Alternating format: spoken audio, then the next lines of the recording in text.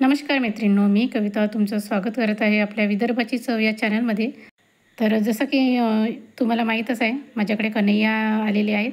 तर त्याच्या आदल्या दिवशीचा म्हणजे ज्या दिवशी कन्हैया बसतो त्या दिवशीचा मी व्हिडिओ तुमच्यासोबत शेअर केलेला आहे. आता दुसऱ्या दिवशीचा ज्या दिवशी विसर्जन आहे त्या दिवशीचा मी व्हिडिओ आता शेअर करत आहे. तर बघा, सकाळची कामं झाली आणि दुपारी 12-1 वाजता भजनवाली मंडळी आल्या लेडीज. तर मी छान भजनं ठेवले होते कन्हैयानिमित्त. खूप छान वाटत होतं, मस्त असं छान डान्स पण करत होत्या भजनी मंडळ. खूप छान म्हणजे असं एकदम प्रसन्न असं वातावरण वाटत होतं. म्हणजे आपल्या घरी आपण गणपती असो, कन्हैया असो की भजनं ठेवतोच. पण यांनी कसं एकदम म्हणजे वातावरण असं छान प्रफुल्लित होऊन जातं. तर आता संध्याकाळी आपल्याला विसर्जन करायचं आहे, तर त्यानिमित्त मी वड्याचा रस्सा बनवत आहे. कारण की आमच्याकडे मोस्ट ऑफ द प्रत्येक सणाला वड्याचा रस्साच बनवतात. तर त्याच्यामुळे मी वड्याच्या रस्स्याची इकडे तयारी सुरू आहे. तर तेल झालं छान, अद्रक लसूण त्याच्यामध्ये टाकलं आणि त्याच्यात म्हणजे तिखट, मीठ, हळद पावडर, धने पावडर छान टाकलं आणि मिक्स करून घेतलेलं आहे. मोस्ट ऑफ द आमच्याकडे प्रत्येक सणाला वड्याचा रस्सा करतातच. खूप फेमस आहे आमच्या विदर्भातला. आणि आज कन्हैयाचं विसर्जन आहे. तर कन्हैयाचं विसर्जन असल्यामुळे आज शिदोरी द्यावं लागते. त्याच्यासाठी मी वड्याच्या रश्श्याची तयारी करत आहे. आणि वड्याचा रस्सा हा आम्ही करतच असतो विसर्जनाच्या दिवशी. आणि सोबतच इकडे मी कढीपर फोडणी घालून घेतलेली आहे.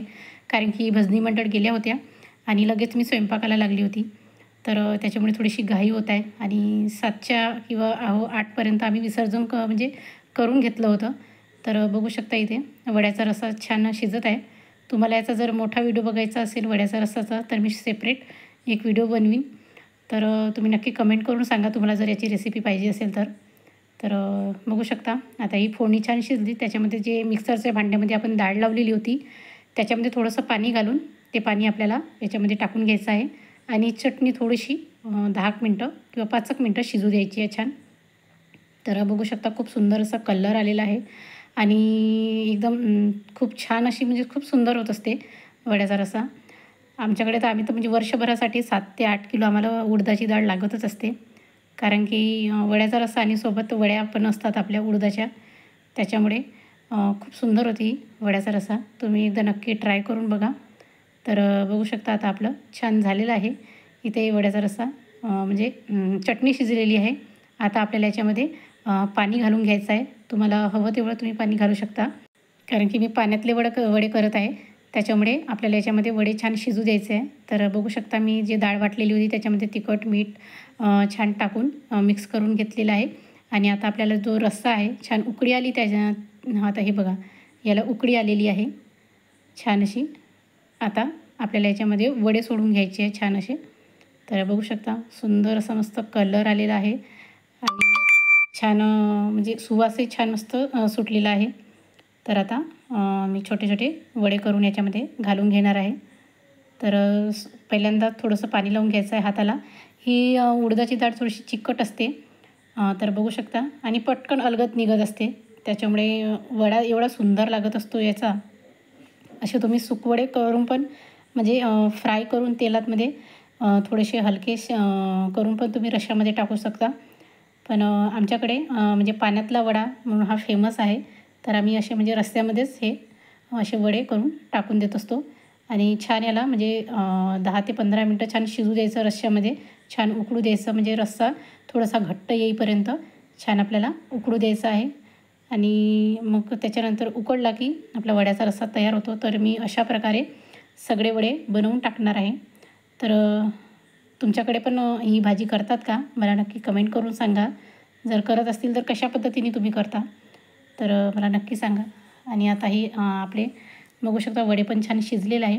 आणि वड्याचा रस्सा पण छान थोडासा घट्ट आलेला आहे. तर बघू शकता माझ्या घरी तर म्हणजे माझ्या मुलाला खूप जास्त आवडतात ते. ही भाजी तर सगळ्यांनाच आवडते, मोस्ट ऑफ द सगळ्यांचीच फेवरेट आहे आमच्याकडे. पण वडे पण हे असे खायला पण छान लागतात. तर बघू शकता खूप सुंदर अशी भाजी तयार आहे. आता आपल्याला एक उकड काढून घ्यायची आहे छान. तर बघू शकता इथं मी एक उकड काढून घेतलेली आहे. आणि उकड काढून झाली की आपला वड्याचा रस्सा हा छान शिजलेला आहे. आणि आता तयार आहे. तर आता मी इथं सांबार घालून घेणार आहे आणि गॅस बंद करून देणार आहे. तर आपला वड्याचा रस्सा असा खूप सुंदर असा तयार आहे. आणि त्याच्यासोबतच आज कन्हैयाचं विसर्जन आहे, तर म्हटलं काला करून घ्यावा. तरी मी इथं काला पण तयार करून घेतलेला आहे. काल्याची रेसिपी जर तुम्हाला पाहिजे असेल तर मला नक्की कमेंट करा, मी तुम्हाला नक्की देईन काल्याची रेसिपी. खूप सुंदर झाला होता हा काला. तर आता आपल्या कन्हैयाच्या विसर्जनाची तयारी झाली. मी नैवेद्य वगैरे दाखवला आहे, छान आरती केली आणि बघू शकता आपला फुलोरा पण आहे मस्त. तर 1-1.5 दिवसाचा कन्हैया असतो. कन्हैया गेला की एकदम असं खाली खाली घर लागत असतो.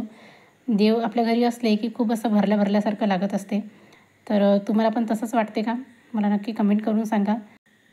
तर आता आपलं नैवेद्य वगैरे लावून झालेलं आहे आणि आता थोड्या वेळाने आम्ही विसर्जन करणार होतो. तर हे बघू शकता इथं विसर्जनाची तयारी सुरू आहे. तर इथं आता मुलांची धावपळ सुरू आहे. माझा लहान मुलगा तर म्हणत असतो की एकाच दिवसात कशाला विसर्जन करायचं मम्मी, गणपतीचा 10 दिवस असतो, कन्हैया का बरं आपण 10 दिवस नाही ठेवत. तर इथं बघा त्याची पूजा करणं सुरू आहे आणि नमस्कार करणं सुरू आहे. तर त्याला खूप आवडते हे असं करायला. तर आणि आता विसर्जनाची वेळ झाली आहे, तर आम्ही सगळ्यांनी नमस्कार करून घेतला. तर आम्ही दरवर्षी मातीचाच कन्हैया आणतो, त्याच्यामुळे आम्ही घरीच विसर्जन करतो आणि जी मग माती असते ती मी झाडांना किंवा कुंड्यांना टाकून देत असते आणि पाणी पण आपल्या झाडांना वापरत असते.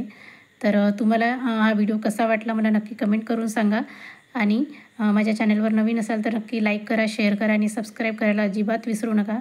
तर चला मग भेटूया आपल्या एखाद्या पुढच्या व्हिडिओमध्ये किंवा रेसिपीमध्ये. तोपर्यंत बाय बाय.